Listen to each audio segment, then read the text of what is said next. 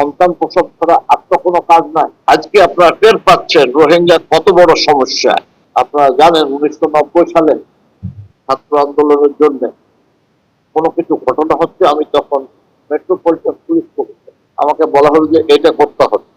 তদানীন্তন home minister বললেন আমি যে না, আর পারবো না, এক র্যান্ডম গুলি করার শিক্ষা আমি পাই।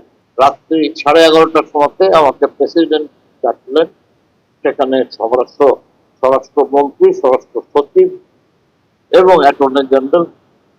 আপনি করবেন না? আমি না। কি হবে জানেন? বাড়ি যেতে হবে। আমি তো আগেও গেছি। তো রাত 11:30টার পরে 11:40 আমার চাকরি চলে যায়। পরের দিন প্রথম শুক্রবার ছুটি।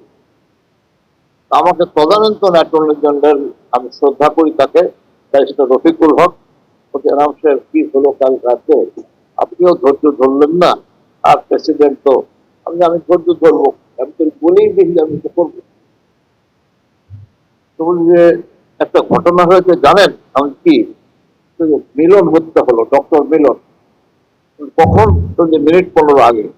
আমি তখন তো আর মোবাইল নাই, চিৎকার করছে যে আল্লাহ তুমি আসতো, এই কাজটাই আমাকে দিয়ে করাচ্ছে। আসলেই আমাকে গুলি করতে হবে এই শিক্ষা আমাকে দেয়। চতুর্থবার চাকরি বাদ গেছে। আপনারা আজকে যতটুকু কষ্ট পাচ্ছেন তার চেয়ে আরো বেশি পাবে আপনার পরবর্তী জেনারেশন। রোহিঙ্গা, আমি তখন আইজি পুলিশ, 1991। রোহিঙ্গারা এসছে, স্বরাষ্ট্রমন্ত্রী, স্বরাষ্ট্র সচিব আর আমি যেতে হয়েছে রোহিঙ্গা সম্বন্ধে রিপোর্ট সব দেখলাম। 2 দিন সার্কিট করতে থেকে 17,000 রোহিঙ্গা, 1700 রোহিঙ্গা এমন কিছু নয়। 1991 সালের জানুয়ারি মাস। আমি বললাম যে আমি পারবো, আমি কোন নাম বলছি না, কোন এক ভদ্রলোক 3 জনের মধ্যে বললেন না এটা ঠিক হবে না। ঠিক হবে না, আমি সার্কিট হাউস থেকে চলে গেলাম পুলিশ স্টেশন। ফিরে এসে ওনারা রিপোর্ট দিচ্ছেন রোহিঙ্গার উপরে, আমি নোট অফ ডিসেন্ট দিলাম, সাহস করে আমার চাকরি চলে গেল। এবং আমার বয়স তখন ঠিক 25 বছর, একদিন বাকি আছে, একটা দিন পরে আমার চাকরি চলে গেল। আমি নোট অফ ডিসেন্ট দিলাম কেন? আজকে আপনারা টের পাচ্ছেন রোহিঙ্গা কত বড় সমস্যা, খালি এইখানে নয়, গোটা আন্তর্জাতিক।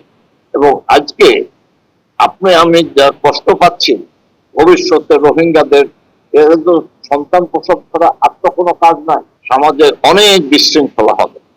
আমার একটি অনুরোধ বলার জন্য যে have faith and courage to say no for the greater interest of the community.